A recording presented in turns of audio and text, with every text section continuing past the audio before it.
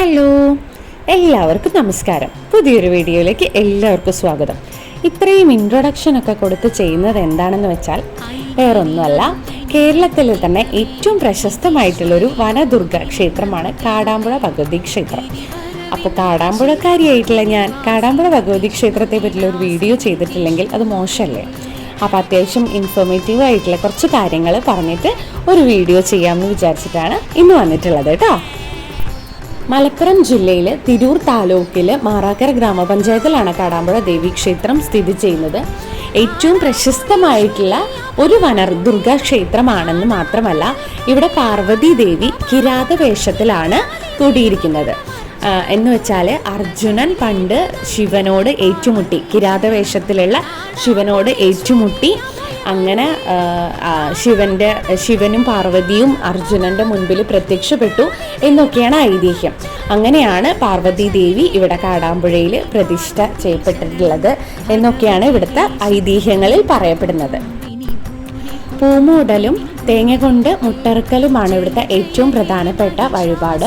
പൂമൂടലിന് പിന്നിലുള്ള ഒരു ഐതിഹ്യം എന്ന് പറയുന്നത്, ഇങ്ങനെ അർജുനനും ശിവനും തമ്മിൽ ഏറ്റുമുട്ടുന്ന സമയത്ത് അർജുനൻ അയക്കുന്ന അസ്ത്രങ്ങളെല്ലാം പൂവുകളായി മാറട്ടെ എന്ന് പാർവതി പറയുകയും അങ്ങനെ വന്നതാണ്. ആ പൂവുകൾ വീഴുന്ന ഒരു സങ്കല്പത്തെ പിന്നീട് പൂമൂടലാക്കി മാറ്റുകയും ചെയ്യുന്നു. അപ്പോൾ ദേവിയുടെ ഏറ്റവും ഇഷ്ടപ്പെട്ട വഴിപാടുകളിൽ ഒന്നാണ് പൂമൂടൽ.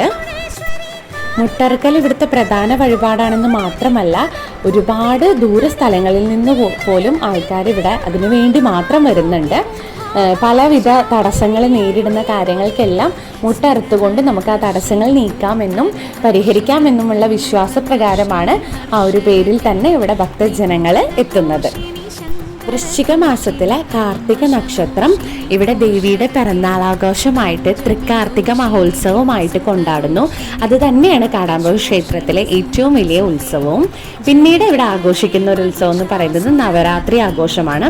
7 ദിവസങ്ങൾ നീണ്ടു നിൽക്കുന്ന നവരാത്രി ആഘോഷത്തിൽ പലതരത്തിലുള്ള കലാപരിപാടികളും എല്ലാം നടക്കുന്നുണ്ട്. മാത്രമല്ല, അവസാന ദിവസം നവരാത്രി ദിവസത്തിൽ പൂജ കഴിഞ്ഞ് അക്ഷരം എഴുതിപ്പിക്കാൻ വേണ്ടിയിട്ട് പല പ്രശസ്തരും ഇവിടെ എത്തിച്ചേരാറുമുണ്ട്.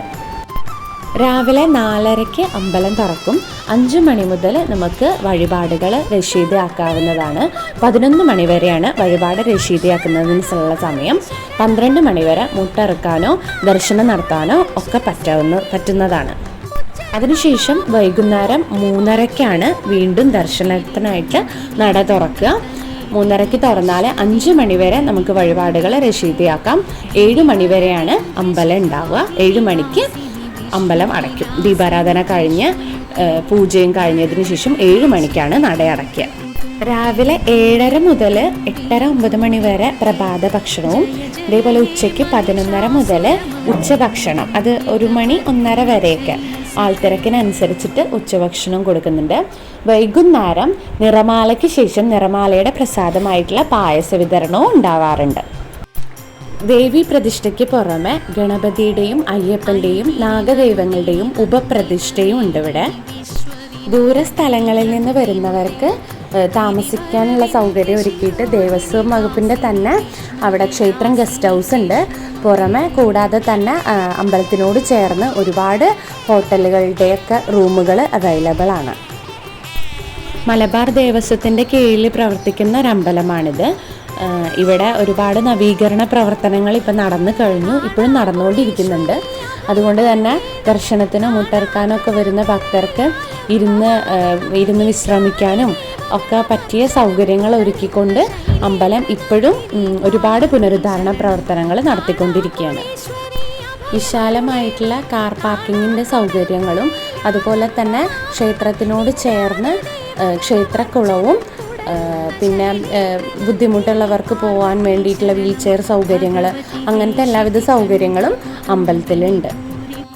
ഈ ക്ഷേത്രത്തിനോടനുബന്ധിച്ചിട്ട് തന്നെ ഇവിടുത്തെ ഒരു ചാരിറ്റി പ്രവർത്തനമായിട്ട് ചെയ്യുന്നതാണ് ഈ മലബാർ ദേവസ്വം കീഴിൽ കാടാമ്പുഴ ക്ഷേത്രം വകയായിട്ടുള്ള ഡയാലിസിസ് സെൻറ്റർ. ഒരുപാട് രോഗികൾക്ക് ചികിത്സാ സഹായവും അതേപോലെ തന്നെ അതിന് വേണ്ടിയിട്ടുള്ള അത്യാധുനിക സൗകര്യത്തോട് കൂടിയിട്ടുള്ള എല്ലാ ഉപകരണങ്ങളോടും കൂടിയിട്ട് തയ്യാറാക്കിയ ഡയാലിസിസ് സെൻറ്റർ കാടാമ്പുഴ ക്ഷേത്രത്തിനോട് അടുത്ത് തന്നെയാണ് പ്രവർത്തിക്കുന്നത്. അപ്പോൾ ഇവിടേക്കും അന്നദാനത്തിനായിട്ടുള്ള സംഭാവനകളും എല്ലാം ക്ഷേത്രത്തിനുള്ളിൽ തന്നെ സ്വീകരിക്കുന്നതാണ്. ജാതി മതഭേദമന്യേ ഇവിടെ എല്ലാവരും വന്ന് ചെയ്യുന്നൊരു വഴിപാടാണ് മുട്ടറക്കൽ. അതിനുള്ള നാളികേരം നമുക്ക് വീട്ടിൽ നിന്ന് കൊണ്ടുവരികയോ അല്ലെങ്കിൽ അവിടെ തൊട്ട് മുൻപിലുള്ള കടകളിൽ നിന്ന് വാങ്ങിക്കുകയോ അല്ലെങ്കിൽ ദേവസ്വം തന്നെ അതിനുള്ള സൗകര്യം ഒരുക്കിയിട്ടുണ്ട്. അത് ശുദ്ധി വരുത്തി ഉള്ളിൽ രശീതിയാക്കിയിട്ടുള്ള പേപ്പറുമായിട്ട് ചെന്നാൽ അത് ചെയ്തു തരുന്നതാണ്. അപ്പോൾ കാടാമ്പുഴ ക്ഷേത്രവുമായി ബന്ധപ്പെട്ട എൻ്റെ ചുരുങ്ങിയ അറിവുകളിലുള്ള കുറച്ച് വിവരങ്ങൾ പങ്കുവച്ചതാണ്. എന്തെങ്കിലും അഭിപ്രായങ്ങളോ സംശയങ്ങളോ ഒക്കെ ഉണ്ടെങ്കിൽ കമൻറ്റിൽ ചോദിക്കാം. അപ്പോൾ എല്ലാവരും ഇഷ്ടപ്പെട്ട ഒന്ന് സബ്സ്ക്രൈബ് ചെയ്യുക, ലൈക്ക് ചെയ്യുക. ഇത്രയേ ഉള്ളൂ.